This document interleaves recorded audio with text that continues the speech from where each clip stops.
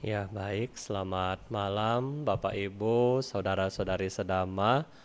Sukihoto, Namo Buddhaya. Ya, semoga pada hari ini Bapak Ibu tambah sehat, makin kuat, dan yang penting adalah bahagia ya. Jadi ketika Anda melakukan upacara untuk mengembangkan spiritual, yang kita harus cari adalah dua, yaitu damai dan bahagia tentunya ya. Kalau kita belum damai, belum bahagia, berarti ada yang kurang dalam hidup Anda ya.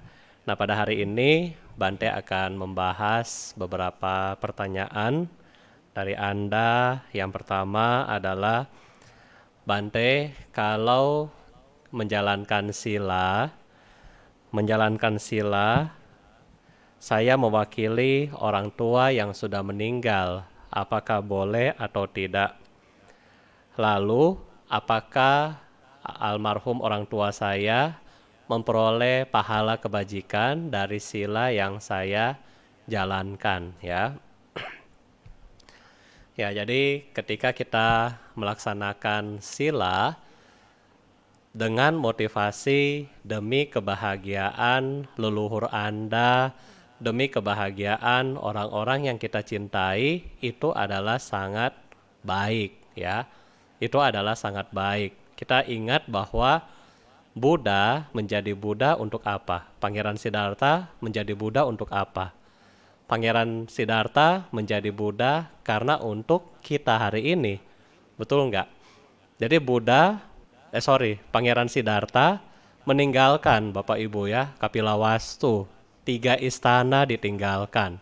Semua kekayaan, kesenangan yang ada di Kapilawastu, di kerajaannya ditinggalkan. Ini buat siapa?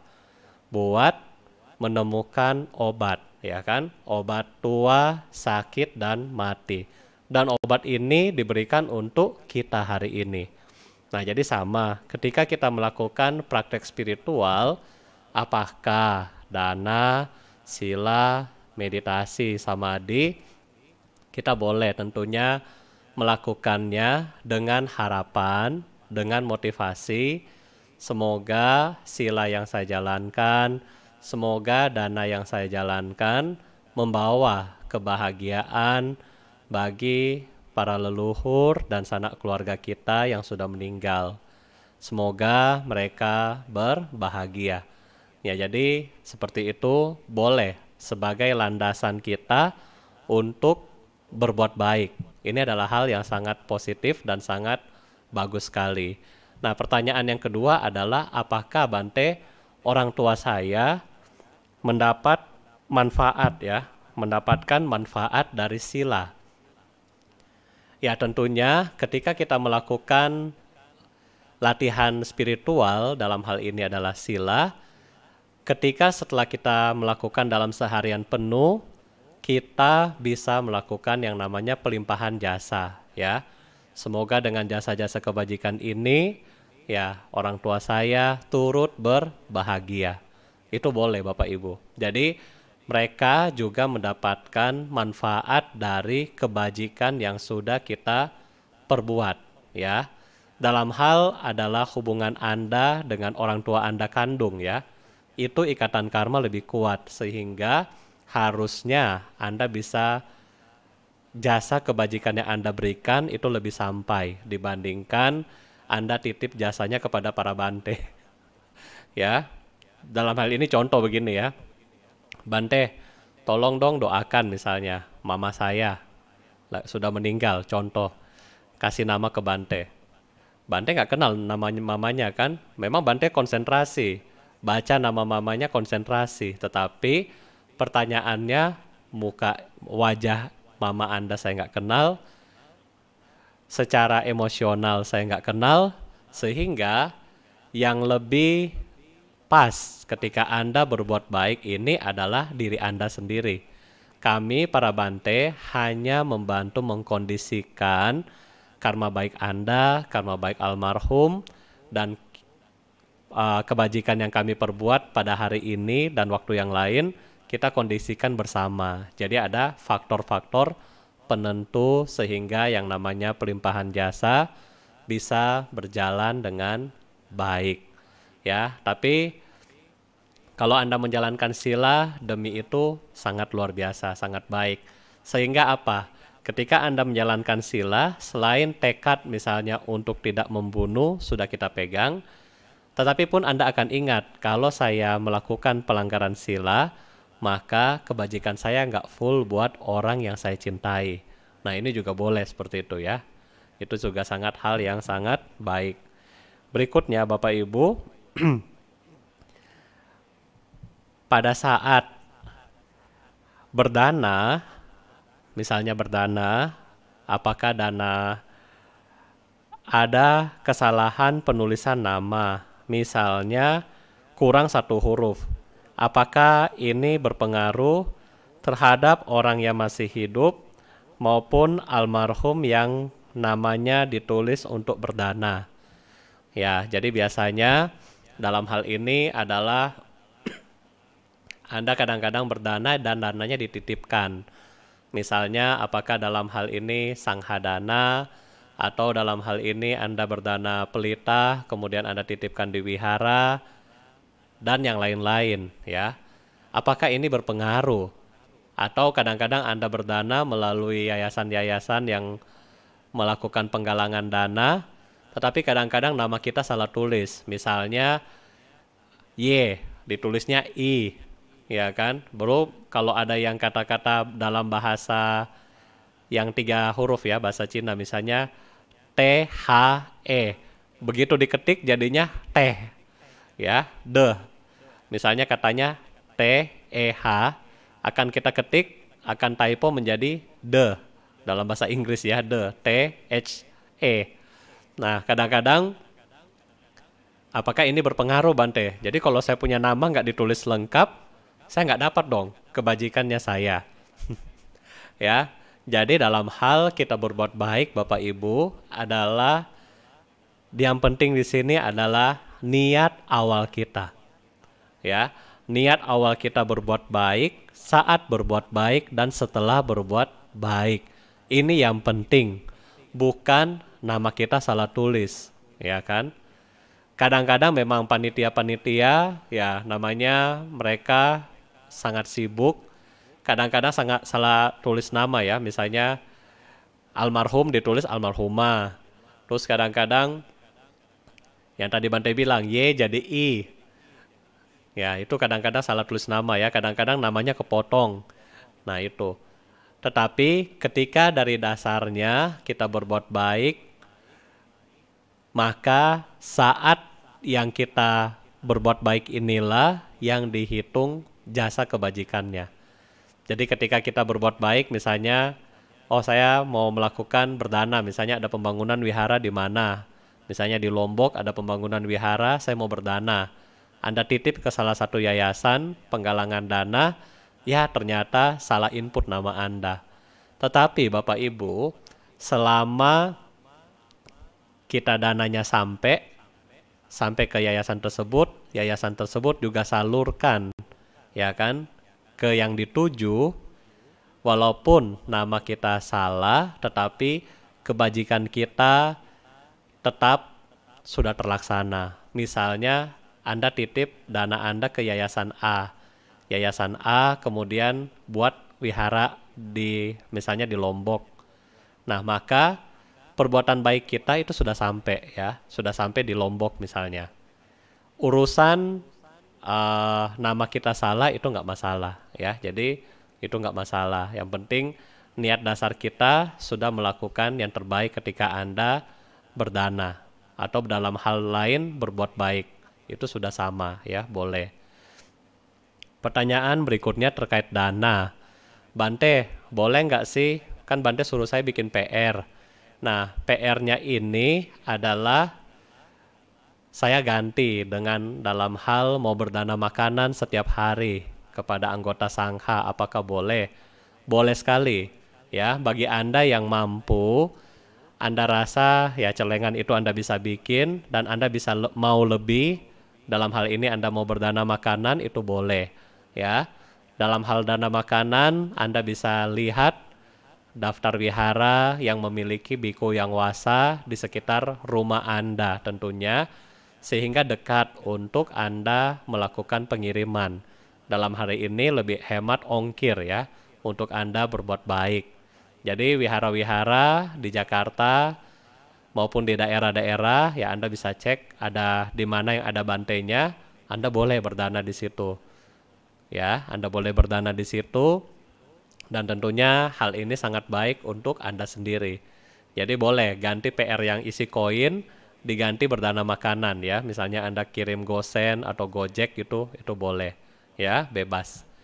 Yang penting di sini yang Bante maksud adalah kita berbuat baik setiap hari. Setiap hari sehingga apa?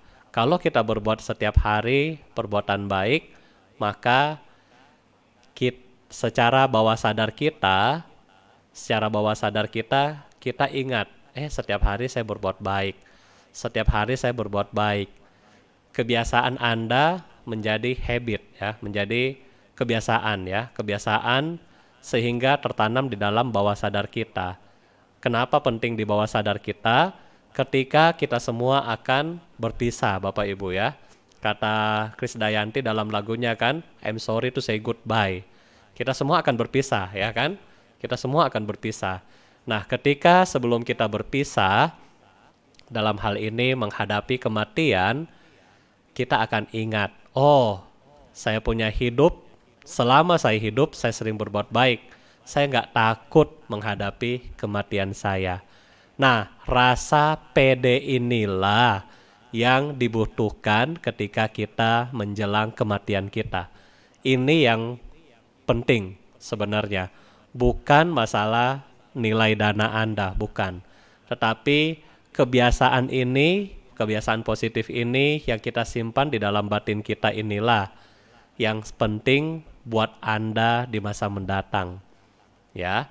Jadi kenapa Anda harus bikin PR? Karena ingat, kita sebagai umat Buddha ada dua tujuan. Jangka pendek, jangka panjang. Jangka pendek kita punya hidup sampai akhir kematian kita, Bapak Ibu. Ya kan, Anda mau jadi kaya di dalam kehidupan sekarang, Anda mau jadi orang sukses dalam kehidupan sekarang, Anda mau jadi pejabat dalam kehidupan sekarang, Anda mau menjadi ketua yayasan dalam kehidupan sekarang, ini boleh semua. Tetapi yang harus kita ingat, setelah kehidupan sekarang, kita mau bagaimana? Ya, jadi ketika kita sukses dalam kehidupan ini, dengan harapan kita juga akan sukses di kehidupan mendatang kita. Oleh karena itulah kenapa kita harus berbuat baik ya. Kenapa kita harus berbuat baik. Hari ini Bante baca tadi satu cerita di mana akibat buruk ketika Anda menyiksa binatang ya. Ini adalah satu contoh kenapa sih kita nggak boleh berbuat jahat. Nah, ini adalah satu contoh sekelompok biku ya, sekelompok biku mereka sedang pindah patah jalan, kemudian ya tidak sengaja mereka masuk ke dalam goa dan di depan goa itu longsor. Jadi mereka nggak bisa keluar. Mereka nggak bisa keluar, terkurung di dalam goa tanpa makanan, tanpa air. Selama hampir dari 7 hari. Ya, 7 hari terkurung dalam goa. Nah, setelah 7 hari, ada orang yang nolong mereka. Akhirnya mereka keluar. Terus mereka penasaran. Kok kita sudah jadi Bante, rajin baca parita, rajin meditasi. Karma buruk apa yang kita bikin sampai terkurung kayak tadi ya, 7 hari begitu. Sampai kelaparan, kehausan, menderita. Akhirnya para Bante ini sepakat. Mereka ada 7 orang juga pergi tanya kepada Buddha. Mau bertanya kepada Sang Buddha, kenapa sampai saya terkurung selama 7 hari. Kemudian Buddha cerita, oh kamu bertujuh ini terkurung di dalam hal-hal yang seperti ini bukan hanya pada kehidupan ini aja. Tetapi sudah 14 kehidupan, kalian mengalami hal yang sama sebenarnya. Terus mereka tanya, kok bisa? kita mengalami hal itu? Iya, Buddha cerita di awal di awal penyebab kenapa sampai kamu terkurung seperti ini karena ketika Anda hidup 14 kehidupan sebelumnya lahir di Benares. Anda adalah anak-anak yang sedang bermain. Terus Anda lihat, itu ada kadal tuh lucu. Mau tangkap kadal ini, namanya anak-anak kan? Anda mau tangkap kadal ini lari ke dalam lubang. Di lubang itu ada banyak lubang-lubang kecil ya, sehingga Anda berpikir ya udahlah, kalau tuh kadal nak mau keluar, ya udah kita sumputin aja lubangnya, biar nggak keluar sekalian ya. Jadi semua lubang disumputin ya, ditutup. Setelah itu mereka pulang. Mereka nggak bunuh nih kadal, mereka pulang. Mereka lupa, Bapak Ibu, selama ternyata 7 hari kadalnya dibiarkan ketutup begitu. Ketika mereka lewat lagi itu tempat, mereka ingat, kan itu kita bekas itu tuh, tutup lubang kadal. Akhirnya mereka bongkar. Kadalnya masih hidup, nggak dapat makanan, nggak dapat minuman selama 7 hari. Ya, akibat perbuatan itulah selama 14 kehidupan. Mereka kemudian pernah terkurung juga selama 7 hari. Even mereka sudah menjadi bante di kehidupan yang sekarang, tetapi mereka juga masih mendapatkan hasil dari karma buruk ini. Ya, jadi kenapa kita nggak boleh berbuat jahat ya? Itu yang kita harus tahu Bapak Ibu. Nah, sila mungkin kita akan sudahi untuk sila parami. Nanti besok kita akan bahas mengenai nekkhamma parami ya.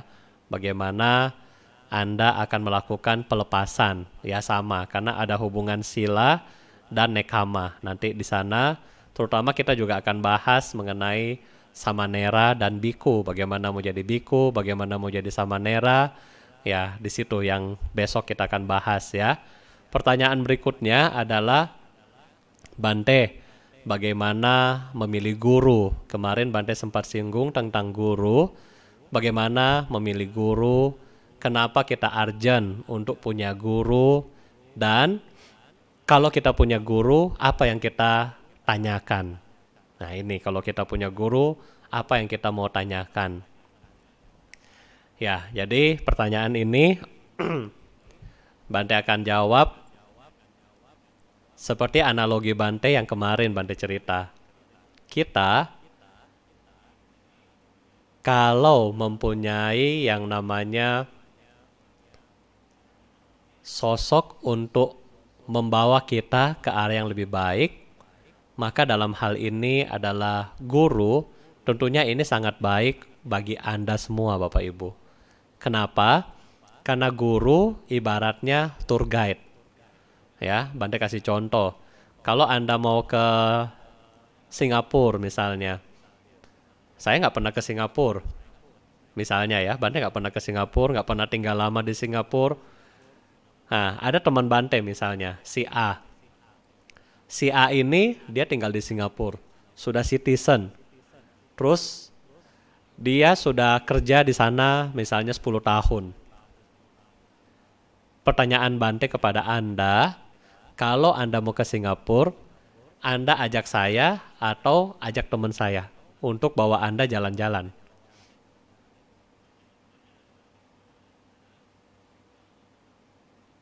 Tentunya Anda akan ajak teman saya. Karena kenapa? Dia sudah expert. Ya, dia sudah hafal lokasinya di mana, mau kemana, naik MRT nomor berapa dan seterusnya. Kalau ajak Bante, saya, ya kita sama-sama nyasar. Ya, karena kita nggak tahu mau kemana, ya kan? Nah, jadi kenapa kita harus punya guide atau yang kita bilang adalah guru spiritual? Karena sama seperti Anda lagi jalan-jalan, kalau pergi dengan orang yang nggak pernah, kita nyasar. Jadi biaya kita akan lebih bengkak, ya kan? Lebih capek. Salah naik bus misalnya, turun lagi, keliling lagi. Oh, salah tempat misalnya, capek kitanya. Ekstra uang keluar dan seterusnya kan, emosi lebih nggak stabil. Tetapi kalau sudah ada guide yang benar, kan gampang, kita tinggal duduk, dia bawa kita kemana-mana, selesai. Sama dengan dalam latihan kita spiritual. Kalau kita punya guru, maka kita nggak buang waktu, Bapak Ibu. Kita nggak buang waktu buat apa? Kita nggak buang waktu untuk belajar mana yang benar. Metode mana duluan yang mau belajar nih? Terus metode apa lagi? Meditasi yang benar bagaimana nih? Kita nggak perlu, karena kita tinggal tanya kepada guru kita, dan guru kita akan kasih tahu kita. Nah, jadi seperti itu kalau kita punya guru spiritual. Gimana cara Anda menentukan guru spiritual? Dalam Bante pernah baca buku Wise Teacher, Wise Student ya. Jadi ada buku bagaimana kita memilih guru. Ada beberapa kriteria di mana seorang guru yang baik adalah dia mempunyai, misalnya dia adalah biku, maka dia mempunyai sila yang baik. Ini adalah patokan pertama. Yang kedua, guru ini memiliki kualitas batin yang telah mencapai tingkat-tingkat dalam hal meditasi. Dalam hal inilah kita bilang ya beliau-beliau sudah mencapai tingkat kesucian. Ya, itu yang kita harus cari. Oh, ini guru sudah suci, cepat pergi belajar di sana. Nah, terus kalau misalnya pun tingkatan meditasi belum ada, yang kedua minimal dia mempunyai sila ya, patimokkha yang baik. Nah, berikutnya seorang guru yang baik, dia nggak matre ya, nggak matre. Semua orang diterima, bukan diterima, oh bos silakan, kalau bas di belakang. Ya, enggak. Jadi antara bos dan bas semua diterima. Enggak matre, enggak membeda-bedakan. Yang kaya, yang miskin, yang biasa, semua sama. Ya, enggak boleh, oh kalau bos duduk di depan, kalau bas duduk di belakang. Enggak ya. Jadi itu guru yang baik adalah dia enggak matre. Semua dibantu sesuai dengan kemampuan si muridnya. Berikutnya, memiliki pengetahuan tentang Dhamma ya, tentang Dhamma atau ajaran Sang Buddha. Terus guru yang baik juga memberitahu Anda yang Anda belum tahu. Kalau Anda sudah tahu, lebih kasih pendalaman materinya. Kalau Anda belum tahu, juga diajarkan. Jadi dalam hal ini yang diajarkan bukan itu-itu aja ya, tetapi develop, berkembang ya. Dan ini adalah kualitas-kualitas dari guru, ada banyak banget. Dalam hal itu Bante lihat juga ketika dia adalah seorang guru tantra, dia harus punya kualitas apa. Kalau dia sebagai acarya misalnya untuk memberikan inisiasi, dia harus punya apa ya. Cuma ini kita nggak bahas ya. Nah, kita bahas yang umum aja ya buat kita belajar. Nah, ini adalah kriteria dari seorang guru. Guru pun boleh memilih murid, ya kan? Guru harus juga memilih murid. Jadi bukan di sini, oh murid pilih guru. Guru juga harus memilih murid. Kenapa? Kalau guru nggak milih murid, diibaratkan begini Bapak Ibu ya, untuk hubungan guru dan murid. Kalau gurunya ini baik, muridnya nggak baik. Ibarat kata seperti seseorang yang terjun dari jurang ke bawah. Ya, terjun dari jurang ke bawah, dari tebing turun ke bawah. Misalnya gurunya baik, ya, secara winayanya baik, secara meditasinya baik, tetapi muridnya nggak baik. Misalnya muridnya nggak baik, muridnya malah bikin gurunya komersil, muridnya ngaturin gurunya. Oh, Bante nggak boleh ketemu dia jahat sama saya, nggak boleh. Contoh. Atau kalau gurunya mau ketemu orang lain, mukanya jelek ya, cembetut, gak senang. Ya itu ibarat kalau kita punya murid seperti ini, seperti kita terjun dari atas, terjun ke bawah ya. Makanya kita juga para biku harus pilih murid ya. Nah, yang kedua, kalau murid juga salah pilih guru, bagaikan Anda minum racun. Ya, kenapa? Oh, guru saya bilang begini, saya ikutin. Nah, itu jadinya seperti Anggulimala. Ya kan? Dia sangat devosi sama gurunya, tetapi gurunya bilang, kalau kamu mau tingkatan lebih tinggi, kamu harus kumpulkan 1000 jari. Ya, kumpulkan 1000 jari buat bikin kalung. Akhirnya Anggulimala karena mendengar kata gurunya, dia pergi bunuh orang untuk dapatan 1000 jari. Ya itu. Kalau kita punya guru yang salah, Anda juga akan berabe. Ya.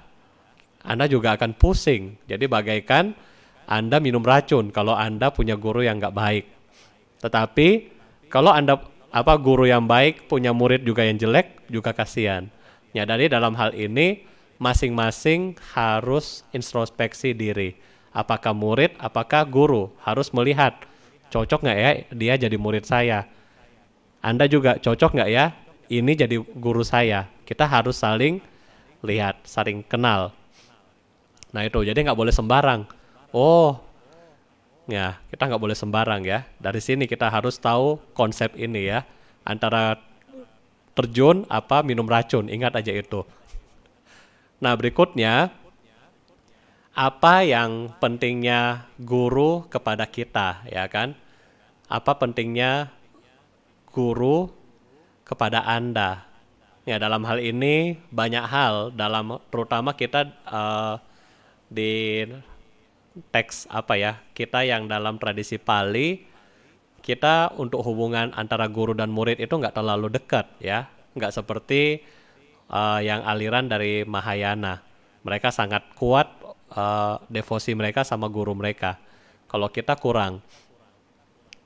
Ya, kalau misalnya kalau yang Bante pernah pelajari, even ya, kalau Anda sudah punya guru, apapun yang ngomongkan sama guru itu harus dengar. Bahkan kita nggak boleh menjelekkan guru kita sendiri, itu nggak boleh. Itu nggak boleh ya. Misalnya, misalnya saya punya guru adalah si A, misalnya ya. Terus saya jelekin, kayaknya guru saya begini. Nah, itu nggak boleh. Nah itu nggak boleh ya.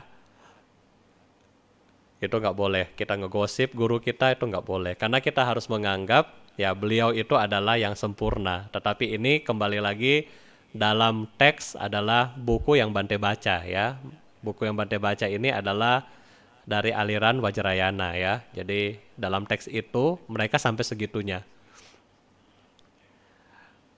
Kebanyakan dari mereka akan sangat ketika gurunya mengajar, mereka akan sangat-sangat menghormati dhamma yang diberikan.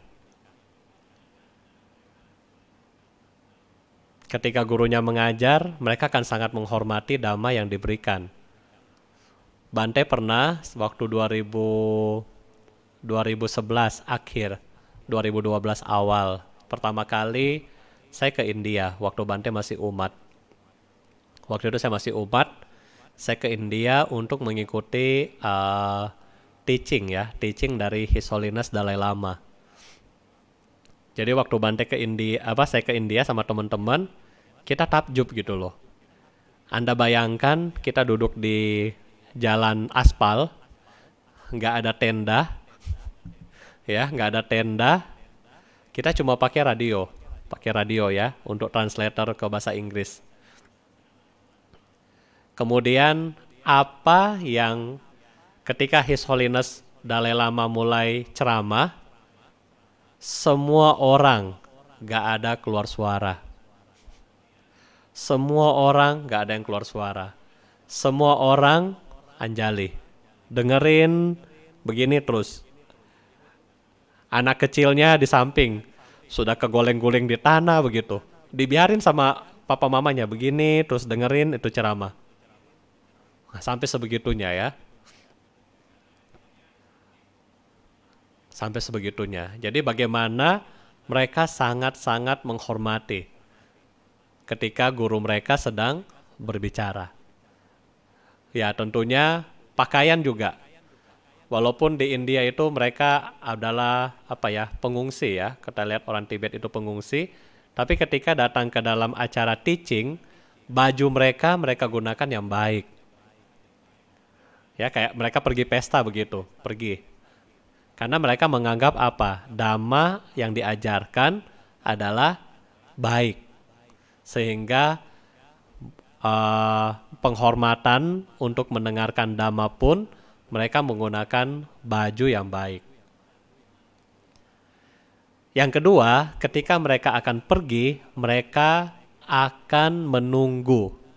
Mereka akan menunggu sebelum ceramah dimulai. Jadi mereka standby dulu sebelum His Holiness itu datang memberikan ceramah. Mereka sudah standby. Bukan mereka terlambat ketika, Dalai Lama mulai jam 10, datang jam 11. Nggak ada tuh ceritanya begitu ya.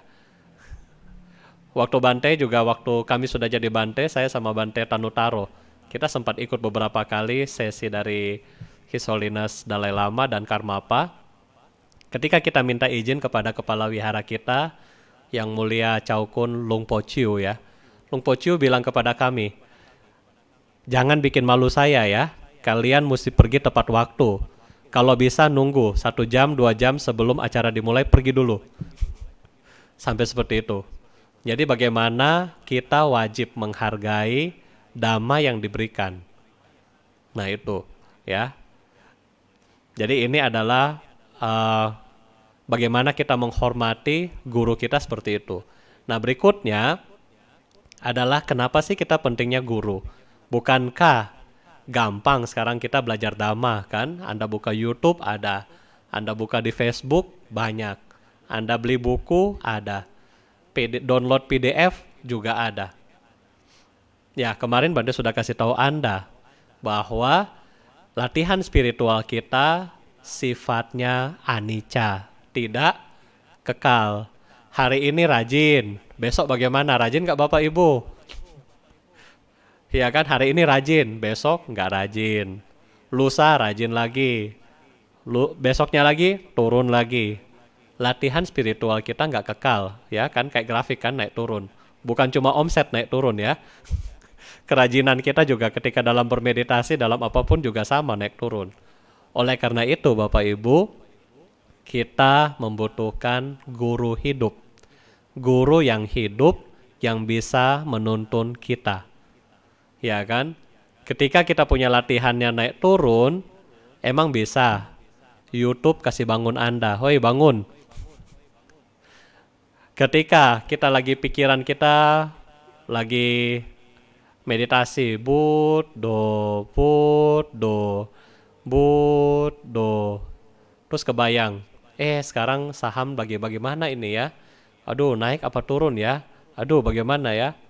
Kalau Anda cuma baca buku meditasi nggak bisa kasih tahu pikiran kita, woi berhenti, kembalikan kepada objek. Nggak bisa. Iya kan? Nggak bisa. Tetapi kalau guru kita, dia bisa tahu. Pikiran salah ya, ganti. Nah itu, kalau kita punya guru. Ya, sehingga kalau bisa, Bante anjurkan kepada Anda, cari guru. Ya, cari guru dari sekarang. Pelan-pelan cari siapa yang cocok dengan Anda cari, jadikan mereka panutan Anda. Bebas ya. Yang cewek mau cari Ayak Santini, boleh. Yang suka meditasi Vipassana, Bante Gunasiri, oke. Yang suka Anapanasati, boleh cari Saya Daurewata, boleh. Banyak guru-guru sekarang, cari. Selagi kita masih ada waktu, kita masih kuat. Cari dari sekarang. Nah, setelah kita punya guru, apa yang kita akan minta? Apa yang kita akan request dari guru kita? Yang pertama, datanglah untuk meminta Dhamma apa, meditasi objek apa yang perlu saya kembangkan. sesuai batin saya. Ini ketika Anda ketemu guru Anda. Jangan ketika ketemu guru, oh, guru itu sakti loh. Datang cepat-cepat. Lungpo, tolong dong minta gelang, keluarin dompet, suruh kepret dompetnya, minta air parita, biar hoki. Aduh, kasihan dah. Ya, jadi ketika kita punya kesempatan ketemu guru, cepat tanya, meditasi apa yang cocok buat saya? Terus tanya, halangan-halangan batin saya ini apa? Tanya langsung. Karena guru seperti ini punya waktu yang limited. Kalau kita cuma datang untuk meminta,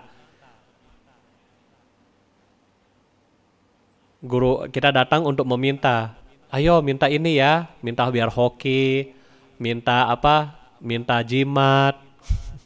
Kasihan gurunya ya, kasihan gurunya.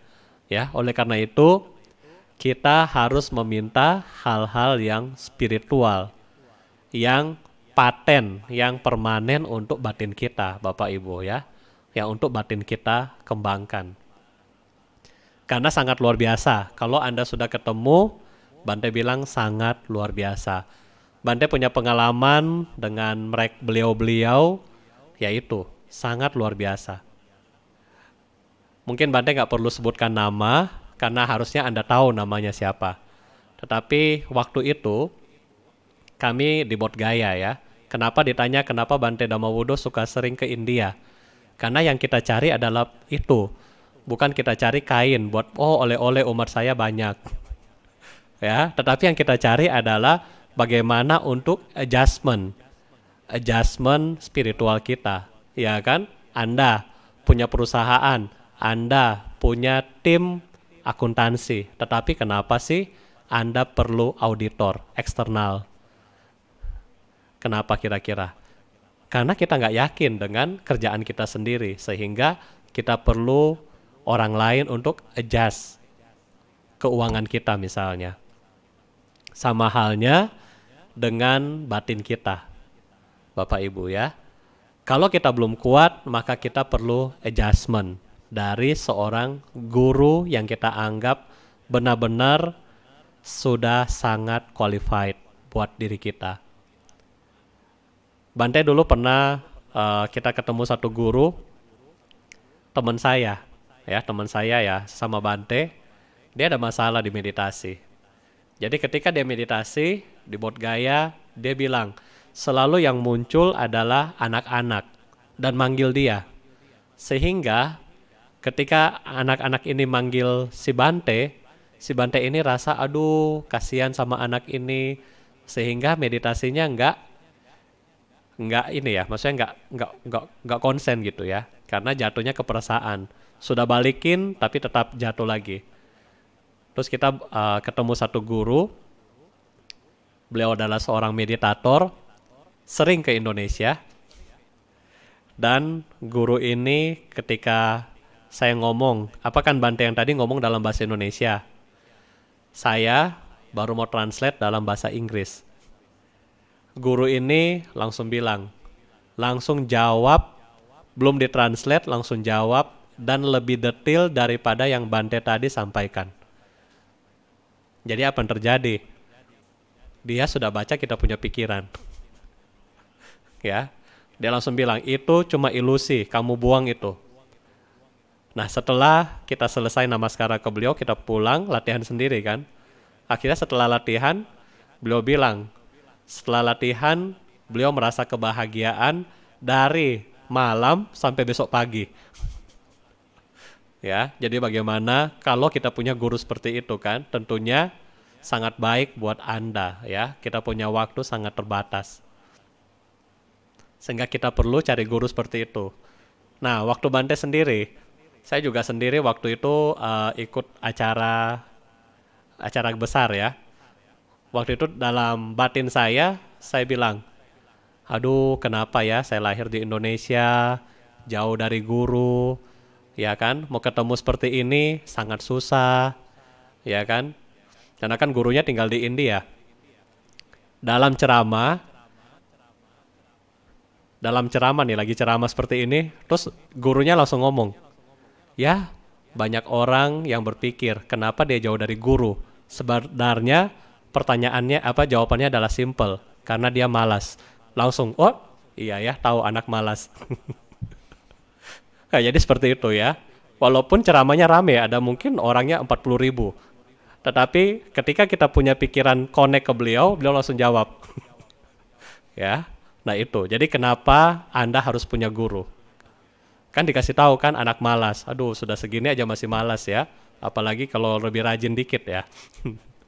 Ya, jadi seperti itu Bapak Ibu ya. Jadi kita perlu adjustment. Adjustment untuk batin kita.